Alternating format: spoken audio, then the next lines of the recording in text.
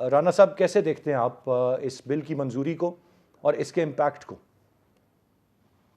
यहाँ पे वो बात सामने आती है कि शाहिद खकान अब्बासी जो आजकल चुप नहीं हो रहे और इमर्जिंग पाकिस्तान में बहुत बोल रहे हैं, ये उस वक्त एक तड़ी पे दुबक के बैठ गए थे जब इन्हें साकिब निसार साहब ने कहा कि अगर आपने ये सारी उम्र की नाअहली को कानून से बदलने की कोशिश की तो हम खत्म कर देंगे। जी। तो बंद वो ठीक होता है जो अकड़ जाए, ठीक है आप कर दीजिएगा, हम कानून बना रहे हैं। तो ये कानून जब सदन साइन तो सुप्रीम कोर्ट ने स्टे कर दिया, तो क्या आप छोड़ देगी पार्लियामेंट? तो ये जो शाहिद खकान अब्बासी साहब पीछे नहीं हट रहे, आजकल कहते हैं कि जी बड़ी क्लियर चीज होनी चाहिए, तो ये उस वक्त हो गए बैठ गए थे।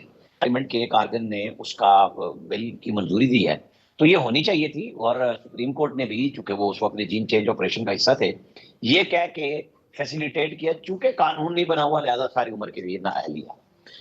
तो अब देखते हैं जब ये कानून मुकम्मल हो जाता है तो फिर आज की अदलिया इसके बारे में क्या फैसला करती है, क्योंकि एक शख्स को सामने रख के ता हयात नाअहली करार दी गई थी, तो अगर उसी शख्स को सामने रख के, जो पार्लियामेंट का असल में मैंडेट है कि कितने अरसे के लिए, 5 साल के लिए नाअहली हो नहीं हो, वो आपको रखनी होगी, क्योंकि आपने फैसला भी तो अकामा निकाला पनामा में से और मर्जी का फैसला दिया था।